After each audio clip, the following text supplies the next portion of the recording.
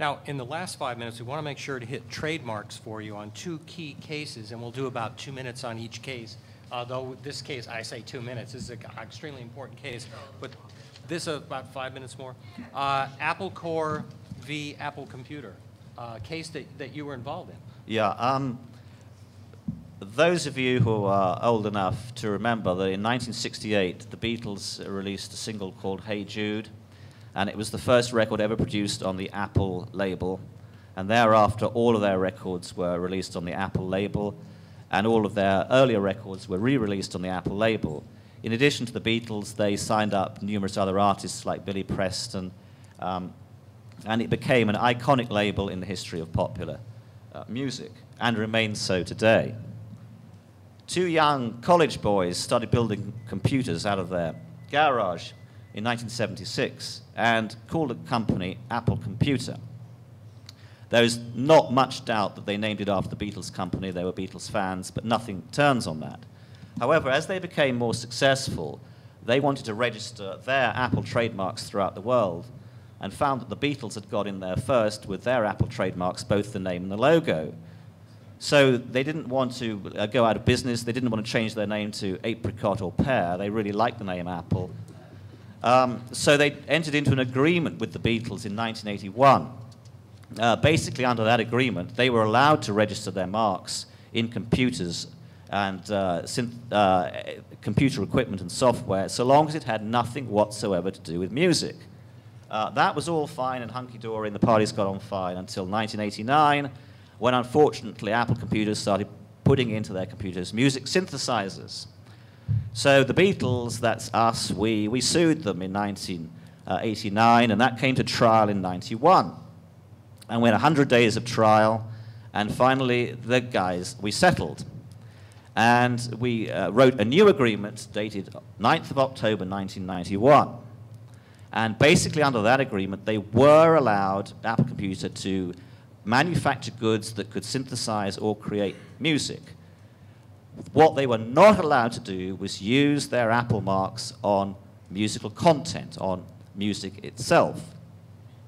Everything went fine until 2003, when they launched a little product called iTunes. Now, the significance of iTunes, we said, was that here they were selling music itself and marketing that they were selling music, and they were sticking their apples all over it. The very naughty boys. They were allowed to do the iPod, by the way. They would not have been allowed to do the iPod with an Apple mark on it under the 81 agreement, but they could do it under the 91 agreement. So we sued them again. Here we go again. It's Apple Mark III. And we came for trial in May 2006. And it was absolutely clear that we'd won the trial. We were convinced, the judge was with us all the way. And then what happened was there was an Easter break, and he went away, and he had a severe dose of judge-itis. And he said, oh, my God, I'm about to grant an injunction to pull iTunes off the airways. This is far too big a thing for a little judge like me to do. So he decided in favor of Apple Computer. He put some implied terms into the contract, which neither side's counsel had argued. You can tell I'm not biased about this judgment. And he found in their favor, and he said that, in fact, the apples were being used on the transmittal service of iTunes rather than on the content itself. But he did say it was an extremely difficult issue, and without us even asking, he gave us leave to appeal to the Court of Appeal. And the Court of Appeal we were due to be heard in the Court of Appeal on the 28th of February. We were really looking forward to it. It was going to be fantastically good fun. But unfortunately, we settled the case on the 5th of February at 4 a.m. in the morning. And you all want to know what the terms of the settlement are. Well, I'm not going to tell you because they're confidential. That's so mean. Well, but part of the speculation was that it was settled to help get the Beatles recordings on iTunes. But now, since we've seen Paul McCartney has digitally offered his music, Ringo is doing it, their solo works. But that was a lot of the talk. That was a lot of the talk. Actually, the issue about, we obviously could not put the Beatles recordings on iTunes whilst we're seeking to injunct iTunes. That issue has been resolved.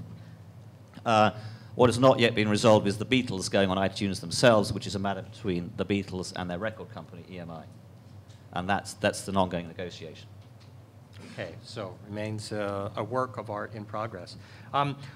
Great. On the trademark area, also we have here interesting case dealing with Andy Griffith, Milt, and political campaign. Sure, I'm going to breeze through this as we're getting very close to lunch. A guy named William Fenrick decided to run for sheriff in Grant County, Wisconsin. Before he ran, he changed his name to Andy Griffith. Better than Opie for running for office. As you can imagine, he got a fair amount of publicity from the local press, and he used kind of Andy Griffith quips and kind of folksy language.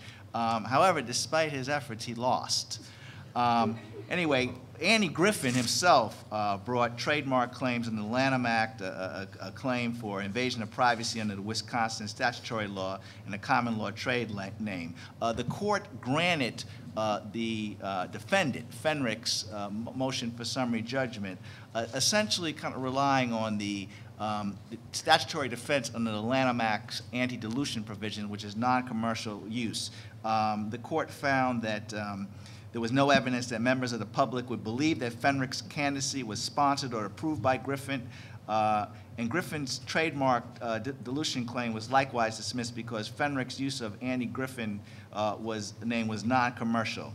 And also, Fenrick's activities did not promote commercial activity, but were political in nature. I think what kind of helped here, just when I read the opinion, was A, he lost, and B, over the last 20 years, Andy Griffin only made about $100,000, about $5,000 a year off, his name, the use of his name. So I think that also kind of influenced the court. And that's a startling statistic about merchandising of that show, isn't it? If Andy Griffith made in 20 years about $5,000 or $6,000 a year, it's hard to believe. Yeah, it was $5,600 a year. Yeah, that was the average. That was the average.